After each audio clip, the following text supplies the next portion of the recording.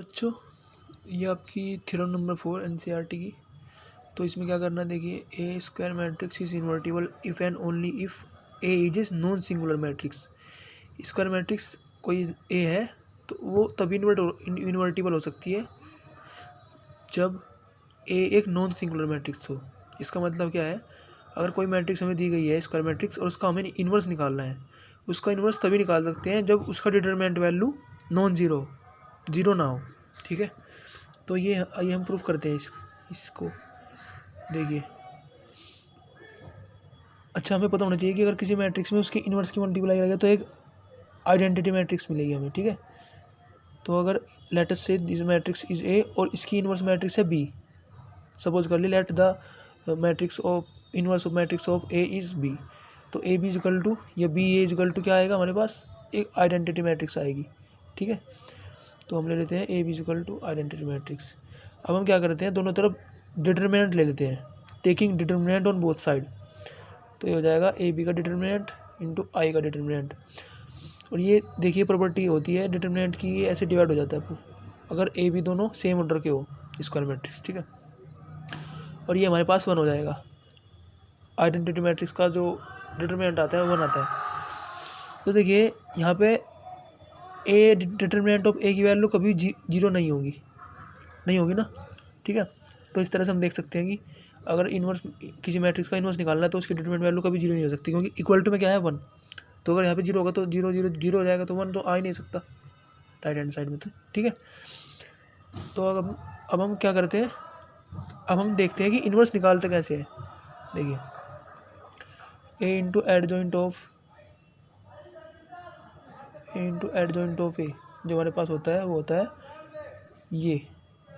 ठीक है, हमने प्रॉपर्टी थ्योरम नंबर 1 में पढ़ा था ना कि A into adjoint of A is equal to A determinant value of A into I होता है। तो हम क्या करते हैं, ए इधर भेज देते हैं, तो जब ए इधर आएगा क्या हो जाएगा, देखिए, adjoint of A upon determinant value of A, ये हो गया इजकल टू आइडेंटिटी मैट्रिक्स। ये हो गया ना। मैं लिखता हूँ इसे ऐसे, adjoint of A upon determinant value of A into A is equal to I. ठीक है, अब देखिए यहाँ पे मैंने इधर लिखा है, जो ये स्टेटमेंट लिखा है इसे बोलते हूँ थ्योरम इक्वेशन नंबर 1। तो using the equation number 1 we can observe this is B that is inverse of A. तो ये हमारा इनवर्स है। देखिए यहाँ पे बी ए या ए बी लिख देते हैं, ए की बात थी ना यहाँ पे, ए बी या बी ए यहाँ पे लिखा है, देखो। तो बी ए, यहाँ पे ए की मल्टीप्लाई बी में हो रही है, तो हमारे पास आइडेंटिटी मैट्रिक्स आ रही है। देखिए हमारा R H S side identity matrix है और यहाँ पे ए है, तो यहाँ पे क्या होना चाहिए, बी। तो इसका मतलब हमारा बी जो है वो एडजॉइंट ऑफ ए अपॉन ए, और बी हमारा था क्या, इन्वर्स था ए का, हमने लेट किया था ना, बी इन्वर्स है ए का। तो हमारी ए की इन्वर्स मैट्रिक्स क्या आ गई, एडजॉइंट ऑफ ए अपॉन ए। यहाँ पे डिटर्मिनेंट क्या है, यहाँ पे डिटर्मिनेंट है। ठीक है, ये ध्यान रखना, यहाँ पे ए का डिटरमिनेंट है डिवाइड में। तो हमारे पास इस तरह से ये इन्वर्स मैट्रिक्स आ जाएगी। ठीक है, तो प्रोसेस क्या होगी, किसी भी मैट्रिक्स की इन्वर्स निकालने की सबसे पहले क्या करेंगे, देखिए, सबसे पहले मैट्रिक्स दी गई है हमें स्क्वायर मैट्रिक्स, तो हम उनका कोफैक्टर मैट्रिक्स निकालेंगे। कोफैक्टर मैट्रिक्स कैसे निकलती है, हर एक एलिमेंट की इंडिविजुअल की कोफैक्टर निकालते हैं और मैट्रिक्स में सेट कर देते हैं, तो वो एक मैट्रिक्स आ जाती है, उसे बोलते हैं कोफैक्टर मैट्रिक्स। फिर क्या करेंगे, उसका एडजॉइंट ले लेंगे, तो वो हमारे पास एडजॉइंट मैट्रिक्स आ जाएगी। और अब क्या करेंगे, जो एडजॉइंट मैट्रिक्स आई है उसमें डिवाइड कर देंगे किससे, डिटरमिनेंट वैल्यू ऑफ ए, जो हमारे पास इसका जिसका हमें इन्वर्स निकालना है उसका डिटरमिनेंट लेके डिवाइड कर देंगे, तो उसके हर एक एलिमेंट डिवाइड हो जाएगा इसके डिटरमिनेंट वैल्यू से। तो जो हमारे पास मैट्रिक्स मिलेगी हमें, तो वो होगी हमारी ए इन्वर्स। ठीक है, तो इस तरह से ए इन्वर्स निकालते हैं। आइए हम एक एग्जांपल भी कर लेते हैं, लगे हाथ। तो एग्जांपल नंबर 24 आपकी एनसीईआरटी का एग्जांपल है। तो ठीक है, तो हमारे पास इसमें एक मैट्रिक्स दी गई है ए, ये इन्वर्स निकालना होता है ना, ये बहुत ही इंपॉर्टेंट कंसेप्ट है, आपके एग्जाम में हर बार आता है क्वेश्चन इसका। तो इसका प्रैक्टिस कर लेना अच्छे से एनसीईआरटी के एग्जांपल से। एनसीईआरटी के एग्जांपल जो ही होते हैं करने, एग्जांपल करो फिर क्वेश्चंस लगाओ एक्सरसाइज के। ठीक है, also find ए इनवर्स, ठीक है। तो देखिए वेरीफाई करना है कि A into adjoint of A is equal to determinant value of A into I होता है। तो देखिए सबसे पहले हमारे पास ए मैट्रिक्स दी गई है, तो हम एडजॉइंट निकालते हैं सबसे पहले इसका। एडजॉइंट ऑफ ए कैसे निकालेंगे? एडजॉइंट ऑफ ए निकालने से पहले हमें क्या करना पड़ेगा, इनकी कोफैक्टर मैट्रिक्स निकालनी पड़ेगी। तो कोफैक्टर्स निकालते हैं सबसे पहले। तो इस मैट्रिक्स का हम सबसे पहले निकालेंगे कोफैक्टर ऑफ A11, यानी इस एलिमेंट का कोफैक्टर क्या होगा। देखिए मैं एक बार बता दूं, जब i प्लस जे की वैल्यू क्या होती है, इवन होती है, तो कोफैक्टर में कोई कुछ एज इट इज आता है, जो हमारा माइनर होता है वही हमारा कोफैक्टर होता है। लेकिन जब i प्लस जे की वैल्यू एक ओड नंबर होती है तो -1 की मल्टीप्लाई करते हैं। या आप ऐसे सोच सकते हो, देखिए यहाँ पे plus minus plus minus plus minus plus plus plus minus plus ऐसे ले सकते हो यहाँ पे, ठीक है। मैंने क्या किया, इनके स्थान पे साइन लगा दिया पहले ही।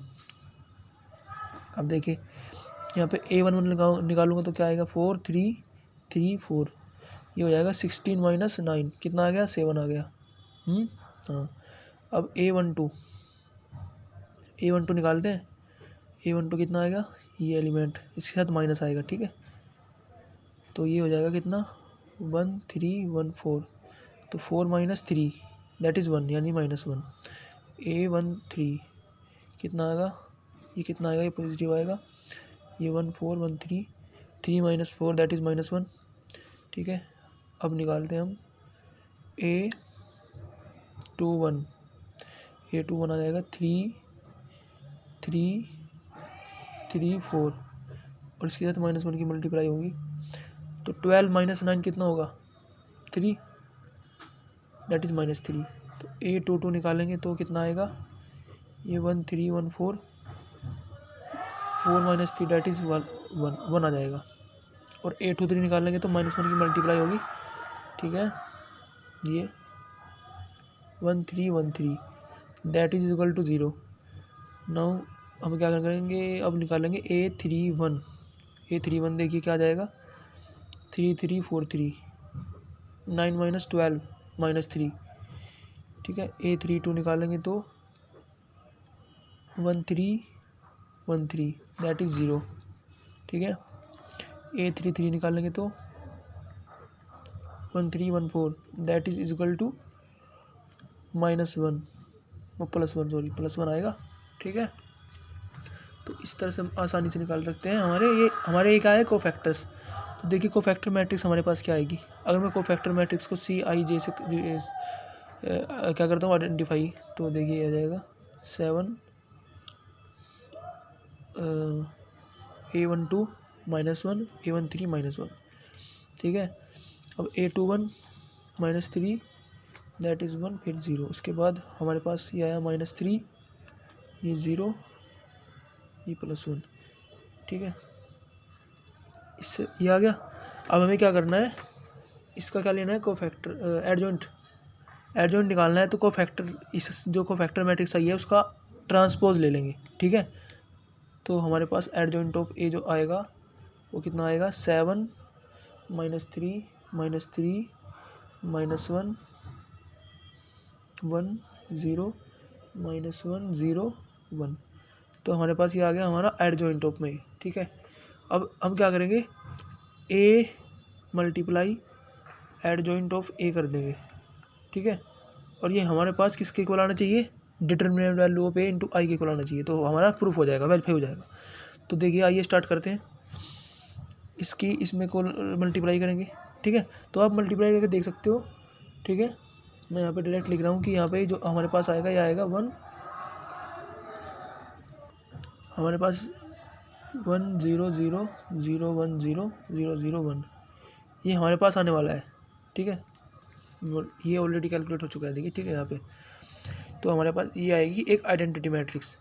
तो आइडेंटिटी मैट्रिक्स आएगी एक, ठीक है।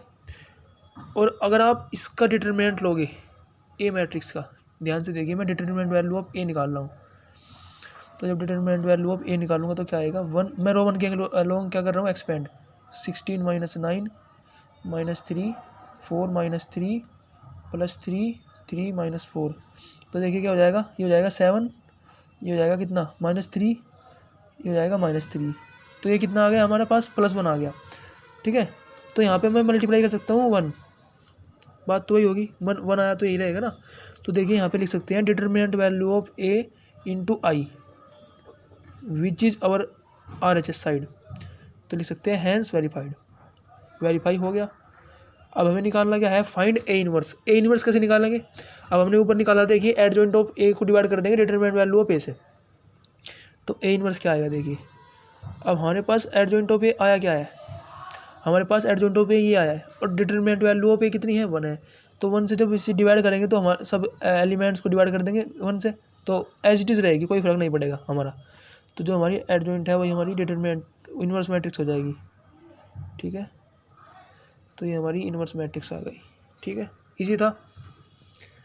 मैंने एडजॉइंट में क्या किया, एडजॉइंट को -1 से +1 से डिटरमिनेंट वैल्यू ऑफ ए से डिवाइड कर दिया। तो मैंने किया क्या, स्टार्टिंग से देखते हैं।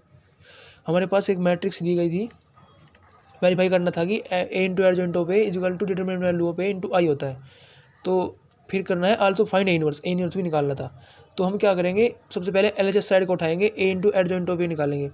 तो एडजॉइंट ऑफ ए निकालने के लिए सबसे पहले हमें कोफैक्टर मैट्रिक्स निकालनी होती है। कोफैक्टर मैट्रिक्स क्या करेंगे, हर एक इंडिविजुअल एलिमेंट के कोरस्पोंडिंग कोफैक्टर निकालेंगे।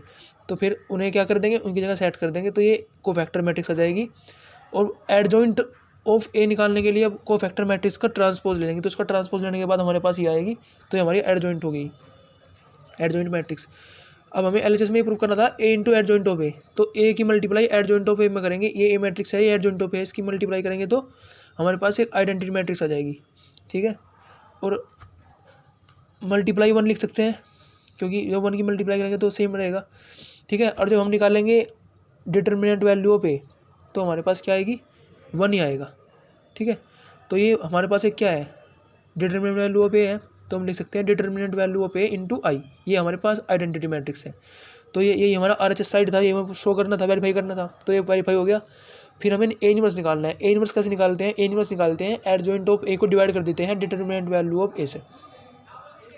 ठीक है, तो ए इनवर्स निकाल लेंगे, ये डिटरमिनेंट वैल्यू ऑफ ए से डिवाइड कर देंगे, तो ये सेम ही रहेगा हमारा एडजॉइंट ऑफ ए, क्योंकि हमारी डिटरमिनेंट वैल्यू ऑफ ए कितनी है, 1 है। तो ये हमारा जो एडजॉइंट ऑफ ए है वही हमारा ए इनवर्स बन जाएगा, ये हो जाएगा। ठीक है, इजी था।